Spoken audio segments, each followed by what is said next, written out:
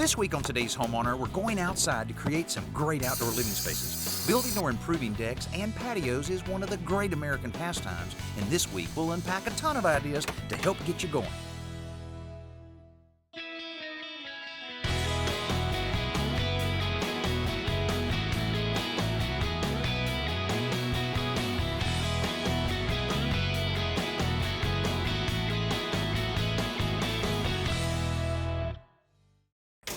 More and more it seems like having a comfortable home is as much about being comfortable outside the home as it is being comfortable inside. You know what I mean? Years ago, patio furniture was pretty simple stuff, and beyond that, if you had just a small little space outside your back door for a barbecue grill, you had just about everything you needed.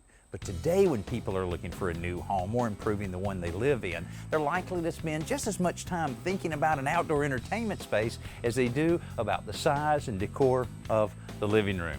So today we're going to look into what makes a great outdoor space, whether you're starting from scratch or simply making some changes to what you already have. We're going to get started here on the deck because millions of American homeowners either have one or they want one. The first thing to consider here, of course, is the design of the deck, and the way your house is laid out will drive that design quite a bit. For example, this house has some unique angles that are complemented by the angle of the deck.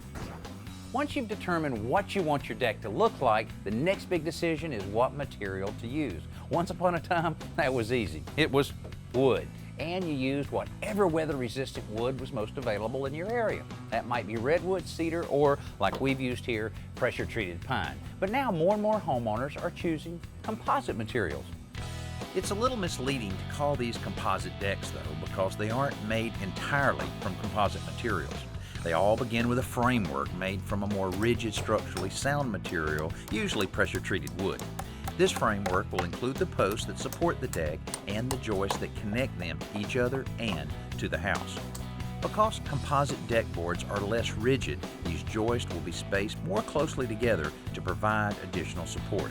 The composite material is installed on top of this framework so that the surface you see and the one that the sun and rain beats down on is more attractive and less likely to deteriorate in the weather. Composites are made from cellulose or wood fibers and plastic resin. That means each board is identical in size and profile. It also means that warping, splintering, and cracking are things of the past because composites tend to be more dimensionally stable. Depends on the manufacturer, but there are several different ways to install this material. Some varieties have a tongue and groove design that allows them to be installed so that none of the fasteners are visible on the surface.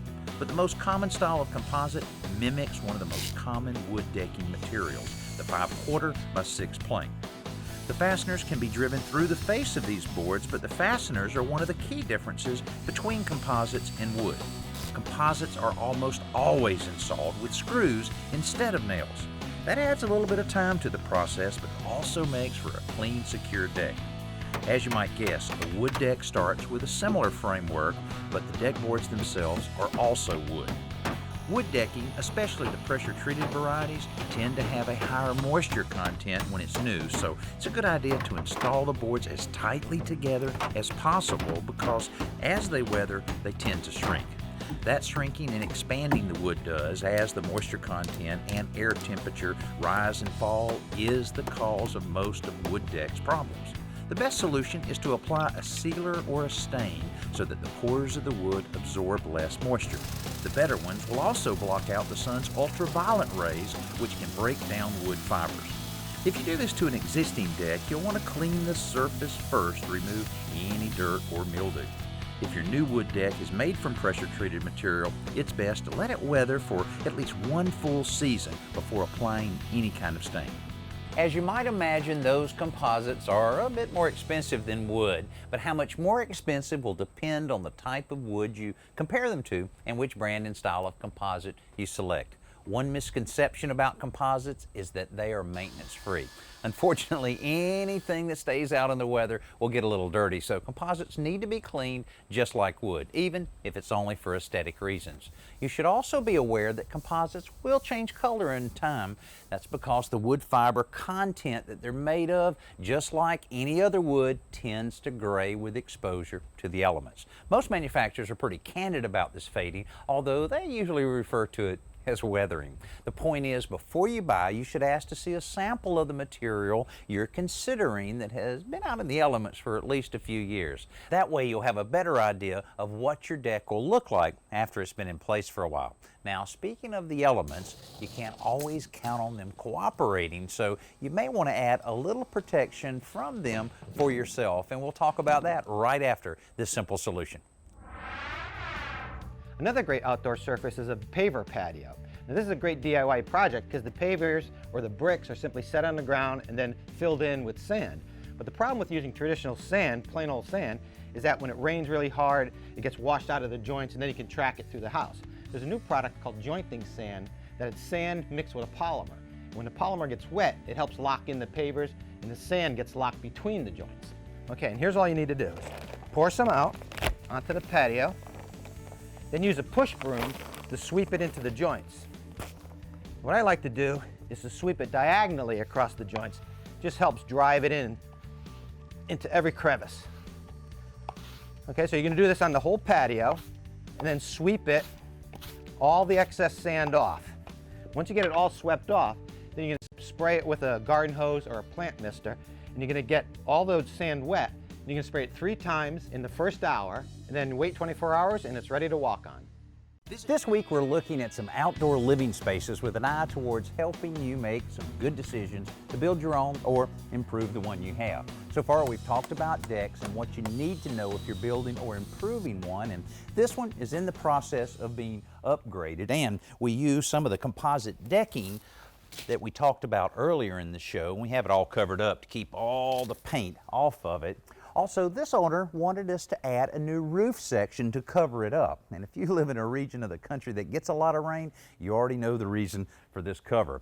And nothing will kill that party mood more than a rain shower in the afternoon at that barbecue and having to move everything inside. Now, though there are a lot less expensive solutions to cover a patio like this, it still is the best way to do it, to build it permanently like this if you can afford it. Now, the thing about it is this kind of structure is permanent, so it adds value to your home, and if it's done right, you may even want to convert it to inside living space at a later date. I can't tell you how many covered decks and patios I've turned into sunrooms and bonus rooms over the years. So here's a few things to consider if this is part of your plan. Start by consulting a pro. Even if you think you're up to doing the work yourself, get a pro involved in the design because they'll know the requirements of the local building codes. Plus, there's more to a roof system than just keeping the rain out. It has to support a lot of weight and be able to withstand high winds. The new roof should also blend into the house, which may mean matching the pitch or the slope of the roof to an existing adjacent roof or creating a whole new pitch that will complement and tie into the old one. Finally, sweat every detail so that the tie-in to the house not only looks good, but it also keeps out the water. You don't want to cause a leak in the living room while you're creating a dry deck or patio. Now, the point of keeping out the rain or creating some shade for your outdoor space is to make it feel a little more comfortable but still be outside, right? A roof will certainly do that, but unfortunately it won't keep out the bugs. That's why these homeowners are having us install screens around this area once all the painting is complete and it's nice and dry. Enclosing a deck or patio with screen is a great way to maximize the use of an outdoor area because many of the climates where outdoor living is very popular, well, it's also real popular with the insects, at least during part of the year. But as popular as open floor plans have become inside the home, just a matter of time before that concept caught on for outdoor living spaces as well. So how do you get both? Protection from the insects when they're active and a wide open space the rest of the time? Well, the answer may be a retractable screen. At its most basic, a retractable screen is a screen door that rolls into the door jamb instead of swinging open. But what if you want the same effect for a larger opening, like the space between columns on a deck or patio? Then you need a larger retractable screen, and the model suited for this application roll and unroll vertically with a roller and an electric motor mounted in a ceiling cavity overhead. The tracks that guide the screen will be recessed into the surfaces on either side of the opening. It's not an inexpensive option, but if you have the budget, it can be a great way to open up an outdoor living area. You know, we've covered a lot of things you can do to make an outdoor area more comfortable, but there's still one little thing missing. If you're going to spend a lot of time out here, eventually you're going to get a little hungry. And besides, you can't have much of a backyard barbecue without a grill. That must be what a lot of people are thinking, because over the last few years we've been asked to put in more and more outdoor kitchens. Everything from simply building a small grill built in to a small section of countertop to much more elaborate setups with all the appliances you could want or need in a regular kitchen. So we figured that if you're one of those people thinking about creating an outdoor kitchen, we'd give you some help to get you started. The heart of any outdoor kitchen is the grill, but before you rush out and buy that $29 bargain basement special, let me encourage you to visit a showroom. Talk to a pro who knows about all the options that are available today, options that will suit your needs. Hey, side burners, rotisseries, they're great. Now, I am not going to get into that eternal debate of charcoal versus gas. It's pure preference. Purists will tell you that you cannot beat the flavor of charcoal cooking. And of course, charcoal grills typically tend to be a little less expensive than their gas counterparts. But for built-in situations, gas really is the way to go. It's cleaner, it heats up quicker, and of course you can control the temperature. Now, speaking of built-in situations, if you are building it yourself, keep in mind that even the best grills will break down over time. So make sure you have access to replace any broken or worn parts. One final thought for you. When it comes time for that backyard barbecue and you're sending out those invitations, I like my steak medium well.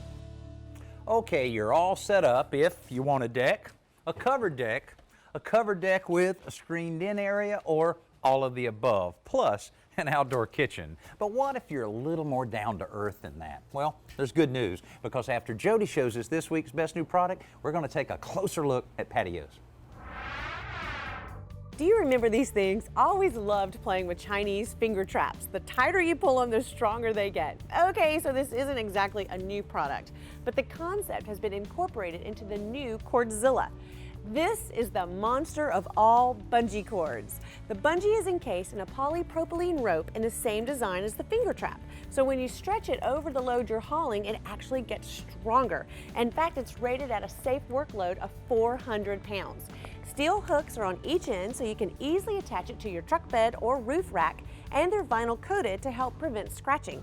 And if you're hauling something like an appliance or a piece of furniture, the Cordzilla has these foam rubber sleeves that slide into place and cushion the item against any damage from the rope. They come in 3 different lengths so you can match the right size for the job at hand. The 3-foot is green, the 4-foot is yellow, and the 5-foot is orange. This new bungee really goes to extra lengths to keep your load in place, and that's some rope trick. We talked earlier about decks as those outdoor entertaining spaces that everybody wants, but not every home is well suited for a deck, and truthfully, every homeowner isn't suited to build one or even live with one. For those of you that are a little more down to earth, there is, of course, the patio to consider, and it has some unique benefits of its own. For instance, there's no need for any handrails. That's a big advantage. But if you have a lower opinion of patios than decks, it's probably because you're thinking of those plain little 10 by 10 patio slabs, concrete slabs that are often tacked on behind a track house. Now, those don't add any character to the house. It's just basically a convenient little place to park a couple lawn chairs and do a little grilling. So how do you make a patio more than that? Well, one way is to use pavers instead of concrete like these folks have done. First of all, it gives you more opportunities to create character in your backyard, and second, it takes the concrete truck right out of the equation, whether you do it yourself or hire a pro to take care of it. A paver patio starts with several inches of base material like crushed granite, recycled crushed concrete, or even coarse sand. These materials drain well even when compacted. The base is evenly spread and leveled within the area to be covered before it's all packed down. You can do this with a hand tamp, but a motorized plate compactor will really speed up the process. The pavers are arranged on top of this base, surrounded by a fixed border to keep them in place.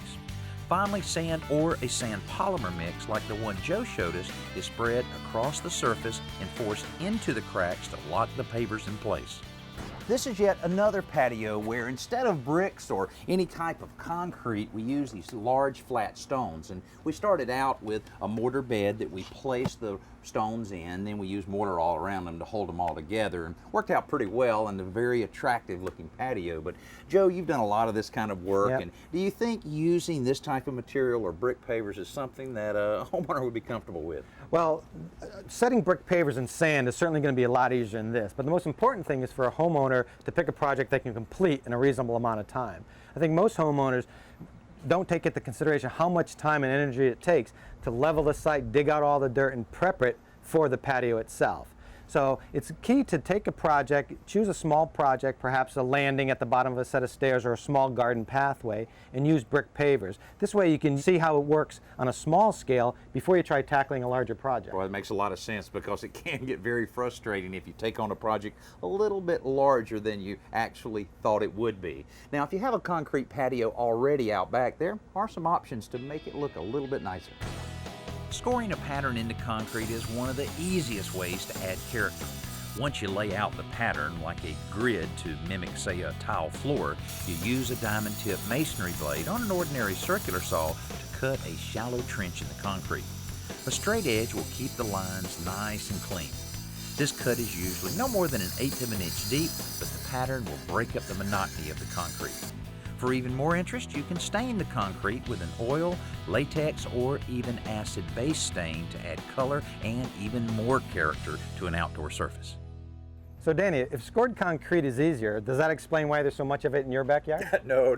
My wife wanted all the scored concrete. Actually, I was really looking forward to crawling around on my knees with all those hundreds of pavers, and I was kind of disappointed. Yeah, right. Well, Danny keeps trying to convince me. Why don't you check out this week's Thinking Green?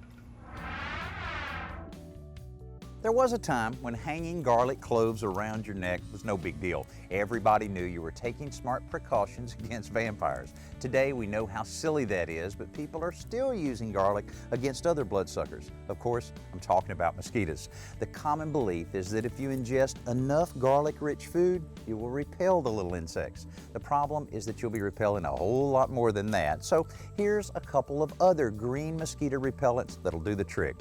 One tip is to use a juicer to create a celery extract. You can put the celery juice in a spray bottle or just wet a small cloth and rub the liquid on your skin. It does the trick for short stays outside. An even better solution is to use lemon eucalyptus oil. It's the most effective solution without using a toxic chemical like DEET. This week we've been looking at ways to improve your outdoor living spaces, and though we've covered more than just a few, we've only scratched the surface. Your goal may be to add or improve a deck, and if it is, you can see that there are more than a few ways that you can do that, so look for a deck material that fits your style, your budget, and get started. Maybe you just need to break out the old wheelbarrow and start the paver project that you've been dreaming about, or get busy and add some life to that plain old concrete slab of a patio. Whatever your vision is, start making it happen. Well, I hope you enjoyed seeing some of the ways you can really get the most out of your outdoor living areas. The thing I love about these kind of projects that we looked at on this week's show is that everything you're doing is to create a place to rest and relax. It's a lot of hard work, and it's not exactly instant gratification, but it's close. And it's nice to know that all that hard work and the rewards come pretty close together. I'm Danny. We'll see you next week. Tune in next week when we'll shed some light on outbuildings for your home.